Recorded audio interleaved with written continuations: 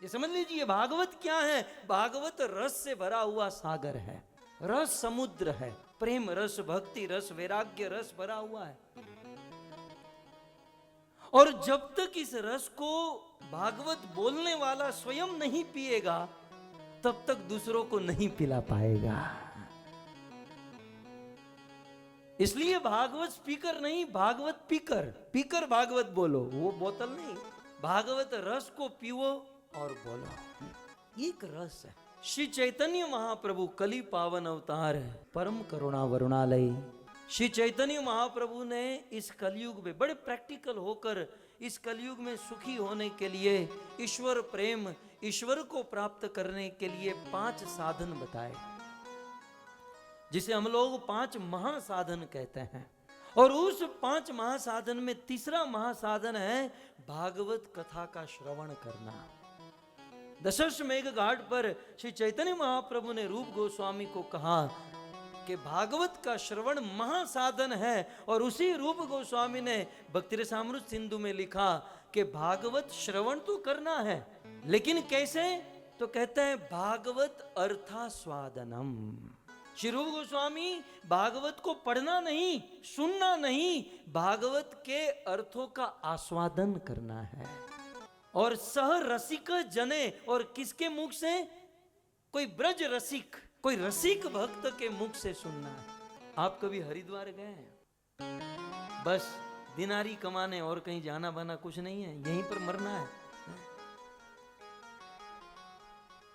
कभी पैसे कमाओ तो भारत जाना। भारत में गोकुल, मथुरा, वृंदावन, मायापुर, जगन्नाथपुरी, कितने पवित्र धाम है।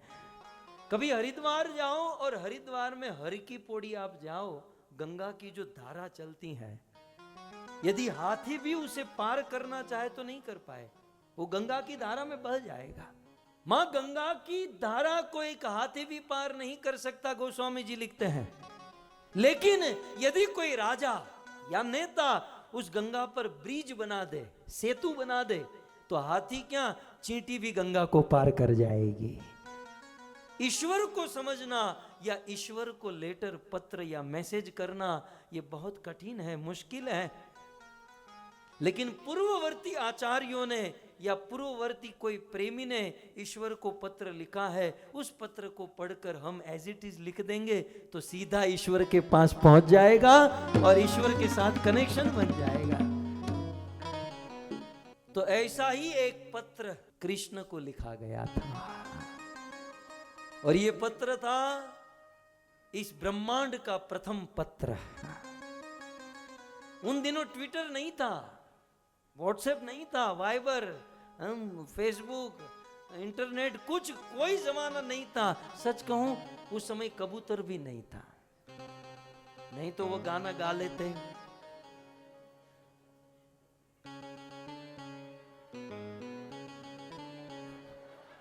ये प्रथम पत्र था, ये पहला पत्र, ये पहला मैसेज एक स्त्री का भगवान कृष्ण को। यदि कहना हो तो कह सकते हैं the first love letter in this universe, पहला प्रेम पत्र। और ये पत्र लिखा गया विदर्भ देश के राजा भीष्मक की कन्या रुक्मणी के द्वारा। रुक्मणी लिख सकती है महाराष्ट्र की है, थोड़ी नाक है महाराष्ट्र वाला। महाराष्ट्र माने छत्रपति शिवाजी जहां पर पैदा हुए, शिवाजी, संभाजी। कुंडिनपुर में जिसका जन्म हुआ, महाराष्ट्र में विदर्भ देश में, भीष्मक कन्या रुक्मणी ने पत्र लिखा द्वारिकाधीश भगवान कृष्ण को। और पत्र कृष्ण ने पढ़ा, और चमत्कार देखिए, उस पत्र का रिजल्ट देखिए। हम तो जो किसी को मैसेज करते ना, वो तो सीधा मोबाइल में व्हाट्सएप में देखकर डिलीट मार देता है या आगे फॉरवर्ड कर देता है। लेकिन रुक्मणी का ये मैसेज कृष्ण ने पढ़ा, पढ़कर वायु वेग से रुक्मणी के पास गए, और विवाह शिशुपाल के साथ होना था, मंडप से उठाकर कृष्ण द्वारिका लेकर आए और विवाह कर लिया। ये होता होता है मैसेज, ये होता है मैसेज। ये तो जीवन में जब दुख होता है तो हमारा मैसेज कोई देखता नहीं है, और जब किसी का कोई काम नहीं होता है तो 15-20 लोग आते हैं, जरूरत पड़ेंगे मुझे बुला लेना, मेरा माथा दे दूंगा। तारा माथा ने चटनी बनाई खाऊ हमारे, तेरे माथे काम करेगा क्या? उसको मिक्सर में डाल के चटनी बना के खाएंगे। जरूरत पर जो काम आए वही तो सच्चा मित्र माना गया है ना। सच्चा प्रेमी कौन? सच्चा मित्र, सच्चा प्रेमी वो है जो अपनी प्रेमिका या अपने प्रेमी की फीलिंग समझे, और कुछ नहीं। उनकी फीलिंग क्या है? भक्तों, हमारे देश में 200 साल तक ब्रिटिशर्स राज किए, लेकिन एक गांधी जी आए और स्वतंत्रता की ऐसी लड़ाई लड़े कि उन सबको बाहर निकाला, और 200 वर्ष जो संघर्ष कर रहा था भारत, उसे आजाद करवाया। और फिर गांधी जी जब पार्लियामेंट में बैठते हैं, सारे संसद और जब पूरे भारत को चलाने की जब मीटिंग होती थी, तो गांधी जी सबसे पहले भजन गाते थे। महात्मा गांधी, विश्व वंदनीय महात्मा गांधी की पार्लियामेंट में, हम इस्कॉन की भाषा में कहूं तो गांधी जी का राधा माधव था ये। गांधी जी एक भजन गाते जूनागढ़ को याद करके, नरसिंह मेहता की रचना, और वो भजन क्या होता? सब लोग बैठते और गांधी जी गाते, और वो भजन के प्रथम शब्द, वैष्णव जन तो तेने कहिए जे पीड़ पराई जाने। गांधी जी ने भारत का संविधान इस पर बनाने के लिए कहा था। चाहे भारत का संविधान हो, चाहे समाज का संविधान हो, चाहे हमारी संस्था या हमारे परिवार का संविधान हो, इस बेस पर यदि होगा तो सक्सेस सफल हो जाएगा। और वो बेस क्या है? वैष्णव जन तो तेने कहिए। वैष्णव वो है, साधु वो है, भक्त वो है, जेंटलमैन व्यक्ति वो है जो दूसरों की पीड़ा को समझे। साधु वो है, जेंटलमैन वो है जो दूसरे के फीलिंग को समझे। सो वैष्णव जन तो तेने कहिए। ये हमारे संतों ने, सच कहूं ना, बड़े बड़े वेद और शास्त्र को सिंपल भाषा में दे दिया। यदि हम इसे समझे तो कितनी सुंदर बात कर दी। तो रुक्मणी ने पत्र लिखा, उस पत्र का भाव, फीलिंग कृष्ण ने समझा, और जो परेशानी थी तुरंत कृष्ण गए और रुक्मणी को द्वारिका लेकर आए, और कृष्ण ने रुक्मणी को अपनी पत्नी बना लिया। एक व्हाट्सएप रुक्मणी ने क्या कर दिया? कृष्ण की पत्नी बन गई। ये होना चाहिए। यहां तो साले मर जाते हैं किसी को मैसेज कर करके, यार हेल्प करो, मंदी चल रही है। हमारा सौभाग्य देखिए कि रुक्मणी ने कृष्ण को जो लेटर लिखा, वो सुखदेव गोस्वामी ने लेकर जेब में रख लिया। जो रुक्मणी, अब आप पूछोगे वो लेटर गया कृष्ण के पास, कृष्ण जेब में लेकर फिर उसको लेने गए, और फिर कृष्ण ने उसे रखा, फिर वो सुखदेव गोस्वामी ने ले लिया, और सुखदेव जब परीक्षित को कथा सुना रहे थे, उस लेटर को पढ़कर परीक्षित को सुनाया, और व्यास मुनि ने उस लेटर को एज इट इज भागवत में लिख दिया। वह एज इट इज जो लेटर है जो रुक्मणी ने लिखा था कृष्ण को, वो भागवत में है। श्रीमद् भागवत 10 स्कंद 52वें अध्याय में 7 श्लोक में ये लेटर है, संस्कृत में। रुक्मणी राजकन्या, संस्कृत जानती थी, हम भले नहीं जानते। 7 श्लोक में रुक्मणी ने ये पत्र लिखा, अद्भुत पत्र है। अक्रूर जी बड़े मनोरथ करते करते ब्रज में पहुंचे हैं, और जैसे ही ब्रज में पहुंचे, कृष्ण का चरण चिन्ह देखा, उस रथ से उतर गए, और वहां से वंदन दंडवत करते करते अक्रूर जी गोकुल में प्रवेश किए। और इसीलिए नवदा भक्ति में जो वंदन भक्ति है, इस वंदन भक्ति के आचार्य माने गए हैं अक्रूर जी। बड़े मन में मनोरथ करके गए थे कि मैं तो कृष्ण का भगत, लेकिन कंस के कारण न कृष्ण को देख सका न मिल सका। लेकिन अब मैं कृष्ण से मिलूंगा, और जब मैं कृष्ण को मिलूंगा, कृष्ण मुझे क्या कह के बुलाएंगे, कृष्ण मुझे क्या कह के पुकारेंगे, ये सब मनोरथ आए। प्रस्ताव रखा कि कंस ने, हमारे महाराज ने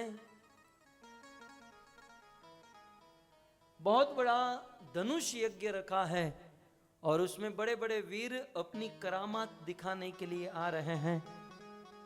तो सुना है कृष्ण और बलराम भी बड़े वीर हैं, वे भी अपनी करामात दिखाए और हमारे राजा को प्रसन्न करें। कृष्ण बलराम तो अक्रूर जी के रथ को देखकर तैयार हो गए। बोले मर्सिडीज आई है, कभी बैठे नहीं है हम लोग, हैं?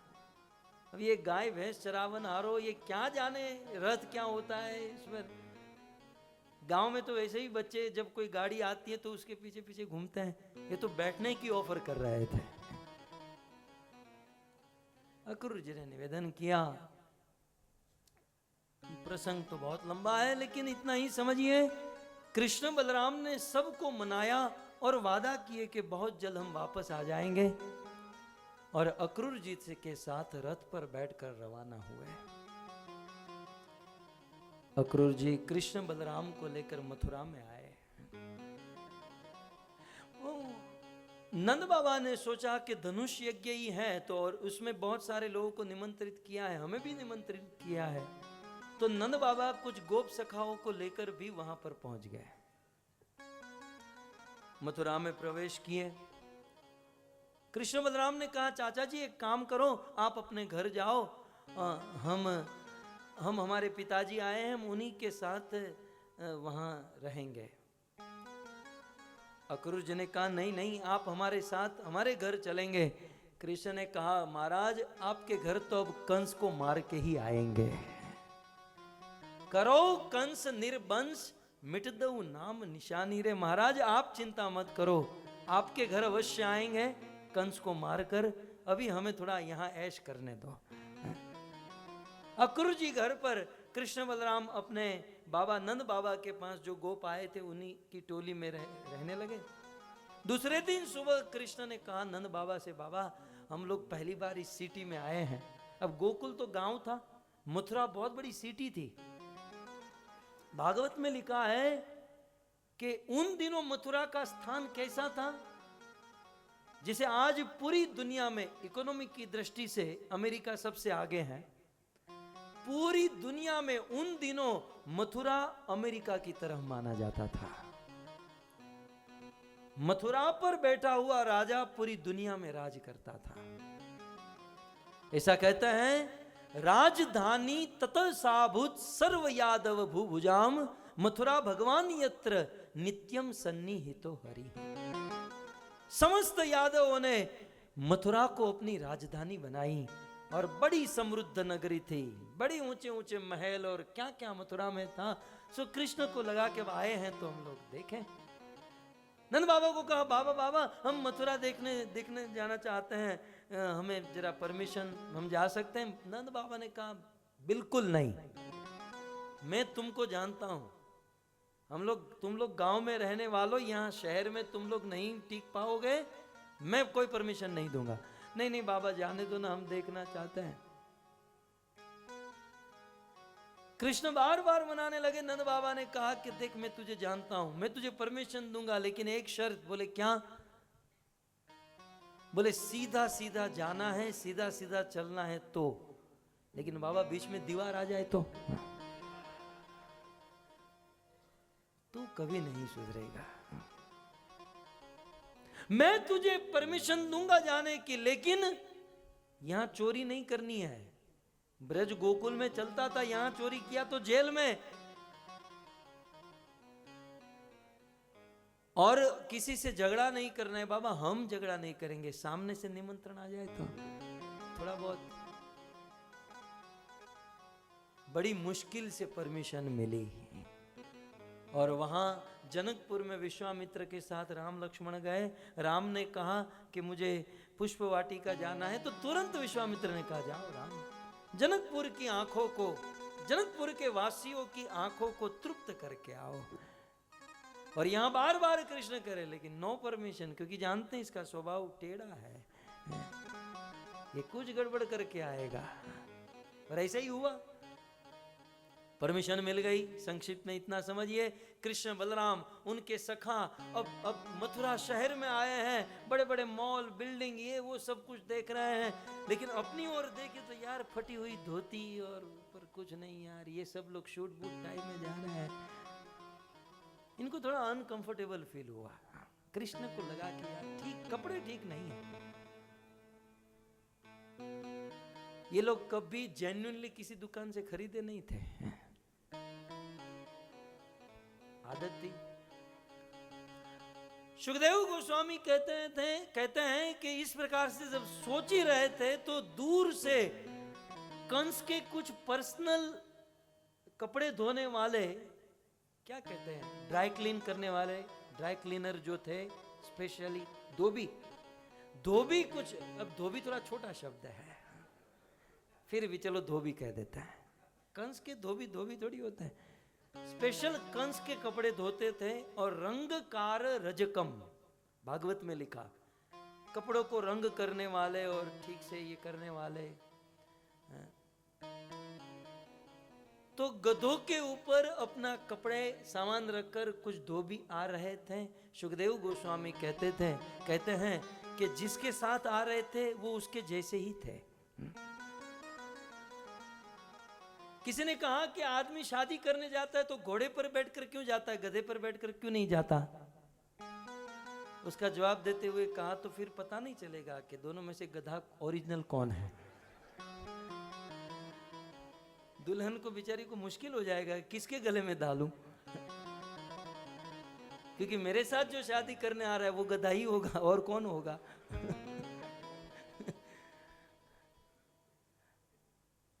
तो रंगकारम रजकम, गधों के साथ आ रहे थे। जिसकी संगति करते ना आदमी वैसा हो जाता है, ये मैं आपको कहना चाहता हूं। ये लोग गधों की संगति करते थे, गधे जैसे, आप सुनोगे गधे जैसे हो गए। इसलिए यदि गधों की संगति की गधे जैसे, और कुत्तों की संगति करोगे तो बोलो हैं, तो जो घर पे है उसे निकाल देना, क्योंकि जिसके साथ रहेंगे उसका स्वभाव तो आएगा। अब गाय के साथ रहो तो गाय का सात्विक स्वभाव आएगा, संग का असर होता है। खैर, तो आए धीरे धीरे नजदीक। जब आए तो सबसे पहले कृष्ण ने कहा कि हे धोबी, मेरे लिए और मेरे भाई बलराम के लिए 2 चकाचक कपड़े दे दे। पैसे वैसे कुछ नहीं, सीधा एकदम उत्तम आनी वांसांसी उत्तम कपड़े मेरे और मेरे भाई के लिए दे दे। तो धोबी तो चुपचाप खड़ा रहा। कृष्ण ने कहा, ये तो कुछ बोल नहीं रहा है। जैसे बहरीन में तो नहीं होता होगा, हमारे इंडिया में होता है। कार में बैठे हैं और दो जन आपस में बात करते हैं कि अच्छा तू वहां था, मैं यहां था, ये हुआ वो हुआ। तब तो कोई भिखारी आया,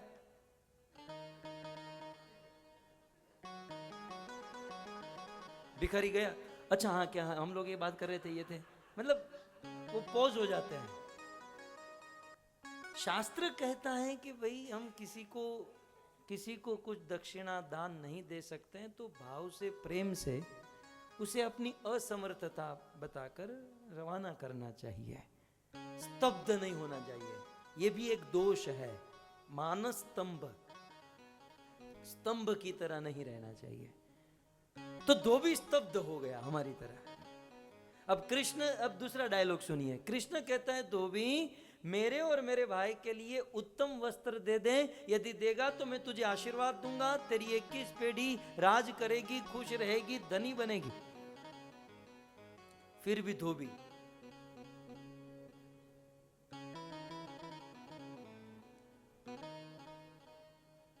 अब कृष्ण ने कहा, यार ये तो कुछ बोल ही नहीं रहा है। कृष्ण ने कहा, ओके नो प्रॉब्लम, तू उत्तम अच्छे नहीं दे सकता है तो रिजेक्शन पीस दे दे, तेरा कुछ निकला होगा।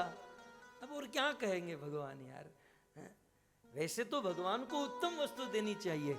कुछ लोग बहुत लोभी होते हैं ना, अपने लिए देसी घी, भगवान के लिए डालडा का घी बनाते हैं। लेकिन भागवत सिखाता है कि हमें भगवान को उत्तम वस्तु देनी चाहिए। और एक बात याद रखिएगा, सिद्धांत है कि भगवान को जितना उत्तम दोगे वो आपका जीवन उतना उत्तम बना देंगे, उतना ही उत्तम बना देंगे।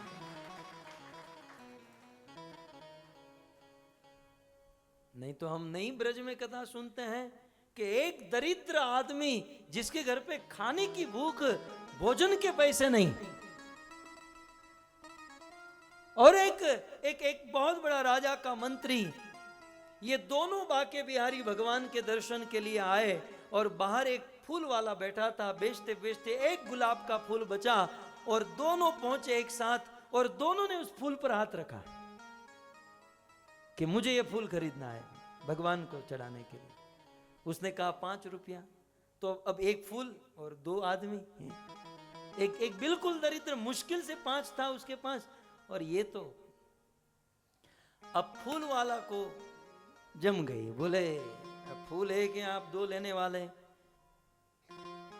अब दोनों में से जो ज्यादा पैसा देगा वो लेके जाओ, मैं क्या करूं, आधा तो काट नहीं सकता हूं। अब जो पैसे वाला था उसने कहा 5 का 50 ले ले, फूल मुझे चाहिए। वो गरीब आदमी था, वो सोचा मैं भगवान के पास जाऊं, खाली हाथ कैसे जाऊंगा। ये नया साल है, आप लोग मंदिर जाओगे तो कुछ हाथ में लेकर जाइएगा। ईश्वर के पास खाली हाथ कैसे जाऊं। उसने 50 कहा, इसकी औकात नहीं थी, 5 तो मुश्किल से था, बेचारा गरीब था। इसने कहा कोई बात नहीं, मैं 60 दे दूंगा। उसने कहा मैं 600 दे दूंगा, मैं 610 दे दूंगा। बोली लगती गई, लगते लगते 2 लाख तक पहुंची। 2 लाख तक, 5 रुपए का फूल 2 लाख तक पहुंचा।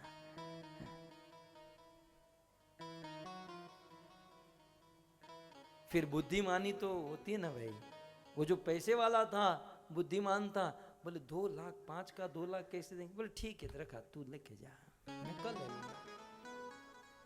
इसने कहा देखो भाई साहब, ये 5 रुपया मेरे पास है, बाकी का 2 लाख जो है, मतलब 1,99,995 जो है, वो मैं आपको कल लौटा दूंगा।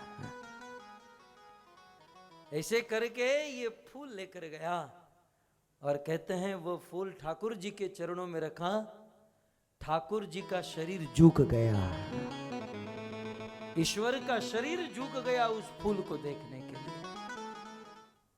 ये छोड़िए, दूसरे दिन अपने वचन के अनुसार, इसके पास पैसा तो था नहीं, ये बेचारा रोते हुए, चिंता करते हुए कि मुझे 1 महीना 2 महीना दे दो, मैं आपका पैसा कंप्लीट कर दूंगा, ये कहने के लिए आ रहा था। और आकर बड़ी मुश्किल से अपने वचन कहने गया कि मुझे क्षमा कर दो, मैंने आज का वादा किया था, लेकिन 2 महीने के बाद 2 लाख आपको चुका दूंगा। उसने कहा मजाक क्यों कर रहे हो यार, आज सुबह सुबह जैसे ही बोनी का टाइम था और आपका आदमी मुझे 2 लाख रुपया देकर गया।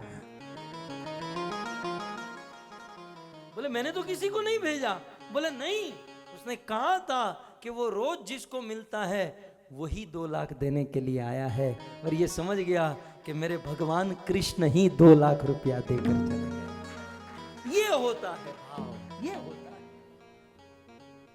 प्रेमियों ने जो बनाया ये बन गए, प्रेम के बंधन में मोहन बन गए, प्रेम के बंधन में मोहन बन गए। प्रेमियों ने जो बनाया बन गए, प्रेम के बंधन।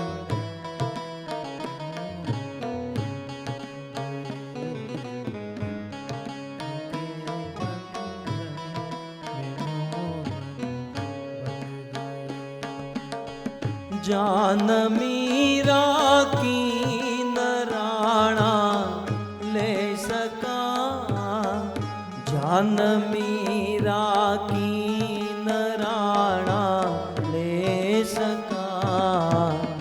जहर भेजे थे वो अमृत हो गए, जहर वो अमृत हो गए, प्रेम के बंधन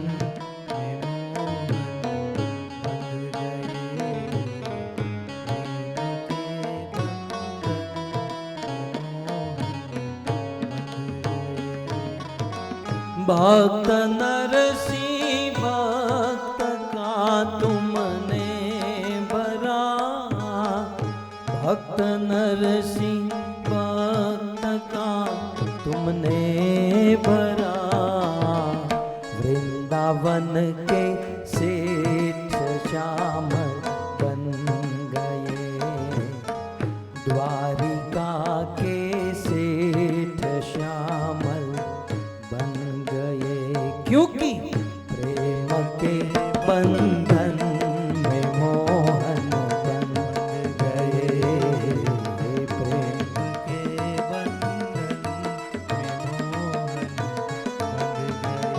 हरे कृष्णा कृष्णा कृष्णा हरे हरे, हरे राम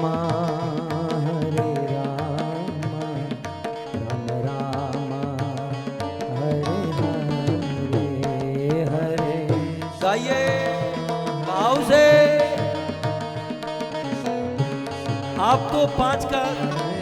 आप तो कभी 5 का 2 लाख नहीं दे पाएंगे, लेकिन 2 लाख के 2 हाथ ऊपर करके भाव से।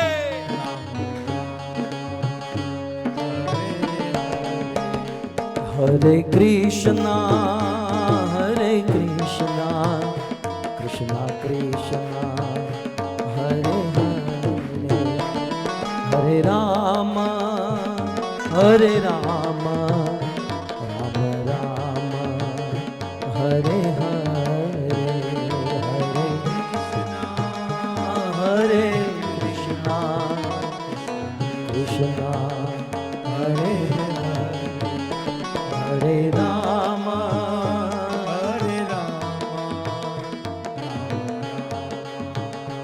हरे कृष्णा कृष्णा कृष्णा हरे हरे, हरे राम राम राम हरे हरे, हरे कृष्णा कृष्णा कृष्णा हरे हरे, हरे राम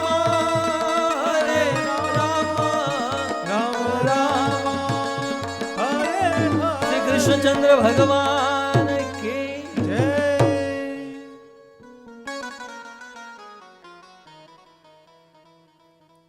प्रेम के बंधन में मोहन बंध गए, प्रेम के बंधन।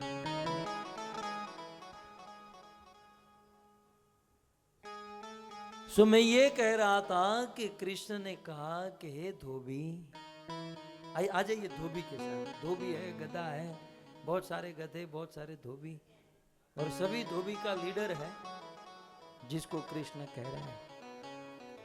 हे धोबी, अच्छा नहीं, अच्छे कपड़े नहीं दे सकता, कोई रिजेक्शन पीस हो तुमको नहीं पहनने वाला, वो दे दो।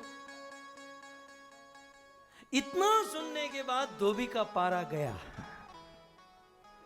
और धोबी जो गाली बोला है, तू मुझसे तू कपड़े मांग रहा है, तू जानता भी है हम कौन है, तू कहां से आया है, तेरी ये औकात कि तू हमारे राजाधिराज कंस के कपड़े मांगे। मैं कहता हूं जहां से आया वहीं सीधा वापस लौट जा। लेकिन बड़ी दिया है, लगभग 9, 10, 12 गाली दिया। देते गया। कृष्ण ने मन में कहा ब्रेक मार, तू ब्रेक मार, तू किसके सामने बोल रहा। अब धोबी तो बोलते गया। कृष्ण ने सोचा कि यदि साइड में ले जाकर 2-3 थप्पड़ मार लिया तो चल जाता है, मेरे फ्रेंड सर्कल के बीच में। और ये छोड़ो, ये मथुरा की लड़कियां खड़ी है और अपनी क्या इज्जत, पर ये मुझे गाली दे रहा है। पारा हट गया। कृष्ण का पारा गया। इतना कृष्ण को क्रोध आया, इतना क्रोध आया कि कृष्ण ने अपनी बाहें चढ़ाई और धोबी को एक थप्पड़ जोर से मारा। आप लोग विश्वास नहीं करोगे, भागवत में लिखा है कि थप्पड़ क्या मारा, धोबी का धड़ से मस्तक ही अलग हो गया। लगभग 150 फुट दूर जाकर धोबी का मस्तक गिरा। अब सारे गधे यहां, धोबी यहां, कपड़े वहां, सब लोग वहां से भागे, कपड़े अपने अपने छोड़कर भागे। सारे धोबी अपने अपने कपड़े छोड़कर भागे और उसमें जो अच्छे अच्छे कपड़े थे पहले कृष्ण ने पहना, बलराम को पहना, और कृष्ण संग्रह नहीं करते थे, जितना था अपने फ्रेंड सर्कल को दिया, सब लोग डालो यार। लेकिन यहां एक प्रश्न होता है, एक पॉइंट ध्यान से सुनिएगा, शायद आपने गौर फरमाया होगा और नहीं सोचने का टाइम मिला तो आप अभी सोच लीजिएगा। धोबी ने कृष्ण का क्या अपराध किया? सोचो, एक और धोबी को रखते हैं और दूसरी ओर कंस असुरों को जो गोकुल में भेजता था उनको रखिए। समझ आ रहे ना? दोनों को कंपेयर करते हैं हम। पूतना आई तो पूतना ने कृष्ण को जान से मारने का प्रयास किया, ठीक है, जान से, स्तन पर विष लगाकर आई, मैं मार डालूंगी कृष्ण को। लेकिन सुखदेव जी क्या कहते हैं? लेभे गतिम धात्री, पूतना को अपनी मां बना लिया। अघासुर, बकासुर, तृणावर्त सबको अपने अंदर कृष्ण ने समा लिया, सबको सायुज्य, मुक्ति मुक्ति मुक्ति। अब जो लोग कृष्ण को जान से मारने के लिए आए, बिल्कुल जान से खत्म करने के लिए आए, उनको कृष्ण ने मुक्त कर दिया, ठीक है। अब ये धोबी ने कृष्ण को मारा तो नहीं था, गाली दिया, केवल मारा तो नहीं था, केवल गाली दिया। अच्छा, और एक बात कहता हूं, सुखदेव गोस्वामी भागवत में कहते हैं और वल्लभाचार्य सुबोधिनी में लिखते हैं कि ब्रज में कृष्ण ने जितने भी असुरों को मारा, खेल खेल में, हंसते कूदते मारा। ऐसा नहीं बहुत परिश्रम करना पड़ा इसको मारने के लिए, पसीना निकाल, ऐसा नहीं। कोई आया तो ऐसे पांव घुमा घुमा कर फेंका किसी का हाथ, बस एंजॉय करते हुए खेल खेल में। मतलब इन सबको मारकर कृष्ण का मूड खराब नहीं हुआ, उनका दिमाग हटा नहीं, उनको एक एंजॉय हो रहा था, उनको एक एंटरटेनमेंट हो रहा था। आया मारा, आया मारा, आया मारा। यद्यपि ये असुर कृष्ण को जान से मारने के लिए आए, फिर भी एंटरटेनमेंट कर रहे थे और प्रसन्न होकर सबको उद्धार कर रहे थे, ठीक है। और ये धोबी कृष्ण को जान से नहीं मार रहा था, केवल 2-5 गाली दिया। लेकिन यहां कृष्ण प्रसन्न नहीं है, इनका हट गया, और ऐसा हटा, वो थप्पड़ कैसी होगी जो गलाई दूर, मतलब धड़ से मस्तक अलग कर दिया। मेरा प्रश्न समझ में आ रहा है?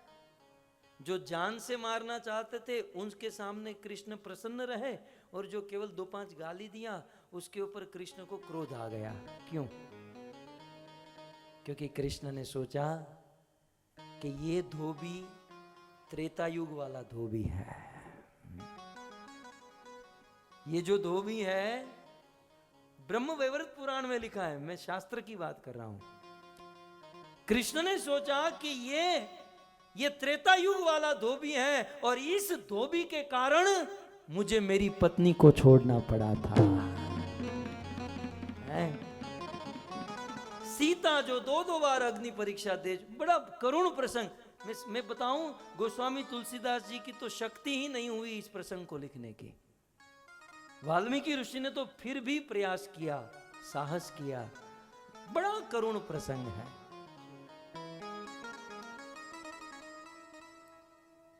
बड़ा करुण प्रसंग। हमारे गुजरात में तो भजन गाते हैं, दया ना सागर तमे कृपा ना निधान छो। हे राम, आप माना कि आप दया के सागर, कृपा के निधान। दया ना सागर, हे राम दया ना सागर, अने तमे कृपा ना निधान छो। भले ने भगवान केवर आओ।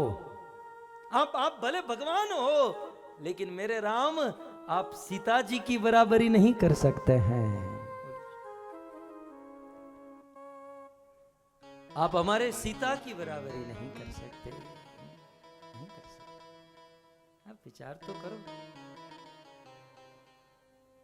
क्या क्या बिगाड़ा था सीता ने अयोध्या का, और आपने सीता को निकाल दिया। एक धोबी, अब प्रसंग जानते ना, यही धोबी था, यही धोबी। उनकी पत्नी कुछ कारणवश रात को घर पर नहीं पहुंच पाई, दूसरे दिन सुबह आई, और सुबह जब घर पर आई तो धोबी ने कहा कि मैं तुझे अब अपनी पत्नी के रूप में स्वीकार नहीं करूंगा। क्यों? क्योंकि तू एक रात किसी और के वहां रहकर आई है, मैं कैसे विश्वास कर लूं? और मैं राम जैसा स्त्री लंपट थोड़ी ना हूं, स्त्री का आसक्त थोड़ी ना हूं। यह बात रामचंद्र के मंत्री, उनके सैन्य ने सुनी, और राम को, अब वो भी मूर्ख के, वो राम को जाकर बता रहे हैं, और मजबूरन राम को सीता को छोड़ना पड़ा। हतो वालो ते वेर वड़ावी गयो, एनो पति देव दूर सीधावी गयो, वन वगड़ामा एने रजड़ावी गयो, वन वगड़ामा एने रजड़ावी गयो। छोड़ दिया। राम ने पहले तो शत्रुघ्न को कहा कि तुझे सीता को छोड़ने जाना है। शत्रुघ्न मूर्छित होकर गिर गए, वो तो ये कर ही नहीं पाए। लक्ष्मण को कहा, लक्ष्मण मेरी आज्ञा है, कल सुबह तुम्हारी भाभी को गौरवन में लेकर जाना और इसे छोड़कर आना। लक्ष्मण, आप विचार तो करो क्या दीन होगा। लक्ष्मण जी कहते, भाभी मैं आपको सैर कराने लेकर जाता हूं। नाव में बैठे वन में चले, कितने दूर दूर दूर निकल आए और घोर वन में पहुंच गए। लक्ष्मण जी माँ सीता को दंडवत प्रणाम करते हैं, माँ मुझे क्षमा कर देना, लेकिन हमारे बड़े भाई राम, अवधपति, अयोध्या के सम्राट राम ने, आपके पति ने आपको त्याग दिया है। वो त्याग दिया, ये शब्द सीता ने सुना, उस देवी के ऊपर क्या बीती होगी, जीवन भर जिसका संघर्ष में बीता। कवि लिखते हैं, पति पाछड़ एने मरऊं हतूं। सीता के मन में हुआ कि मैं मर जाऊं, क्योंकि दुनिया की नाव में तैरने से अच्छा है कि इस संसार की नाव में डूबकर मर जाए। सीता ने क्या सोचा? कवि लिखते हैं, पति पाछड़ एने मरऊं हतूं, तेम छताई एने जीवूं पड़तूं हतूं। कारण एना खोड़ाમાં બાળક રમતું હતું, એના ખોળામાં બાળક રમતું હતું। सीता को तो मरना ही था, जीकर क्या करे, लेकिन क्या करे, उनके पेट में एक नहीं दो दो बालक खेल रहे थे, बच्चे थे उनके, गर्भवती महिला थी। जिस समय एक स्त्री को अपने पति की अत्यंत आवश्यकता होती है, उसी समय उसे त्याग दिया।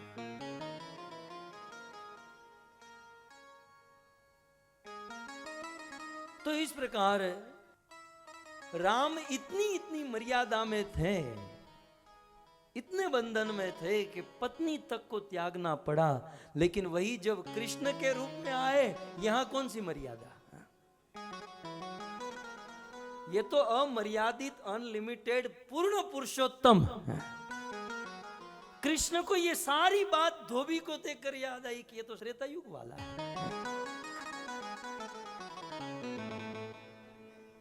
कपड़ा रहा बाजू में, कपड़ा तो तू छोड़, लेकिन तेरे कारण मेरी पत्नी को छोड़ना पड़ा था। उस समय तुम्हें मर्यादा में, अब काहे की मर्यादा। कृष्ण ने अपनी बाहें चढ़ाई और एक थप्पड़ मारा, धड़ से मस्तक अलग, धोबी का वध कर दिया। और सुंदर सुंदर ऐसा ही कृष्ण ने पीले रंग का जैकेट पहना और लेकिन अब कपड़े क्या हुआ, ये सब भागवत की बात केवल स्टाइल मेरी है, बाकी एज इट इज भागवत में आपके सामने बोल रहा हूं।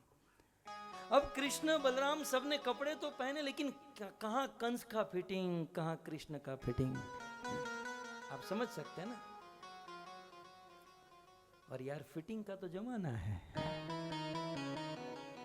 कितना भी महंगा कपड़ा हो यार, फिटिंग ना हो तो उसकी क्या वैल्यू। कस्टम मेड का तो जमाना है। अब कृष्ण ने कपड़े तो पहन लिए थे तो अच्छे है, लेकिन फिटिंग नहीं था। तो बिना फिटिंग, अब गांव के लड़कों को क्या पता फिटिंग क्या होती है ना। उसको तो, कृष्ण को तो ऐसा ही था कि बहुत अच्छे लग रहे हैं हम लोग। तो ये कपड़े तो पहन लिए, और पहनकर सब लोग, अब आप इमेजिन कर सकते हैं कि कंस के राजमहल के कपड़े पहनकर ये लोग रोड पर चल रहे थे। ऐसा लग रहा था ड्रामा कंपनी से महाराणा प्रताप, शिवाजी राव, ये सब लोग रोड पर आ गए हैं, कुछ ऐसा लग रहा था। तो रोड पर चल रहे थे, तो एक रास्ते में दुकान थी, एक दर्जी था। हमारे भारत में दर्जी जो होते ना, बहुत भाव खाते हैं, बहुत भाव खाते। शर्ट सीने में 2 घंटे से ज्यादा नहीं लगता है, लेकिन वो कहेंगे 2 हफ्ता तो लगेगा। अरे थोड़ा ज्यादा ले लो तो 10 दिन तो लगेगा। 2 घंटे का काम होता है केवल। ये दर्जियों की पोल खोल रहा हूं मैं, लेकिन भाव खाते। और उसमें भी जो रोड पर क्या ऑल्टर कहते हैं, ऑल्टर करने वाले दर्जी तो बहुत भाव खाते हैं। क्योंकि होता क्या आजकल समाज में, आज 25 की कमर है तो कल 27 की हो जाती है। यहाँ तो कोई ठिकाना ही नहीं रहता ना, और फिटिंग का जमाना है। तो लगभग 2-5 दिन में ऑल्टर खुलवाना और टाइट करवाना पड़ता है, इसलिए वहां पर बड़ी बड़ी ट्रैफिक होती है, बड़े भाव खाते हैं। लेकिन ये दर्जी रास्ते में बैठा था, कृष्ण बलराम उनके सखाओं को देखा, कपड़े तो अच्छे लेकिन फिटिंग नहीं है। दर्जी खड़ा हुआ और कृष्ण को प्रणाम किया कि बहुत सुंदर लग रहे हो, लेकिन आपका ये फिटिंग नहीं है, क्योंकि जमाना जो जिस हिसाब से चल रहा है वो आपने नहीं किया। आप सब लोग आ जाओ तो मैं आपका फिटिंग कर दूं। कृष्ण ने कहा मुफ्त में? बोले मुफ्त में है यार, दिखने में इतने अच्छे हो, मैं थोड़ी पैसा लूंगा। कृष्ण ने अपना निकाल कर दिया, फिटिंग किया। बलराम ने दिया, फिटिंग किया। कृष्ण ने कहा ये सब लोग का कर दो। दर्जी ने सबका फिटिंग कर दिया। ये दर्जी, परीक्षित महाराज ने पूछा कि इस दर्जी को कृष्ण का कुर्ता फिटिंग करने का सौभाग्य मिला। ये दर्जी कौन था? सुखदेव जी कहते हैं कल। हरे कृष्ण। ग्रंथराज श्रीमद् भागवतम महापुराण की, श्री प्रभुपाद की निताई गौर प्रेमानंद है।